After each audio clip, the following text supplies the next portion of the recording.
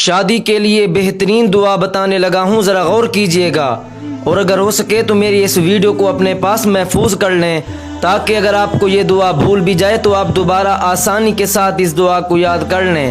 بسا اوقات شادی میں رکاوٹ آ جاتی ہے یا بڑی عمر ہو جاتی ہے اور شادی نہیں ہوتی۔ آپ اس دعا کو کثرت کے ساتھ پڑھنے کا اہتمام فرمائیں، انشاءاللہ تعالی آپ کی جلد شادی ہو جائے گی۔ وہ دعا یہ ہے کہ ہر فرض نماز کے بعد آپ نے قرآن پاک کی اس آیت کو 7 مرتبہ پڑھنا ہے۔ وہ آیت یہ ہے، رب انی لما انزلت الی من خیر فقیر۔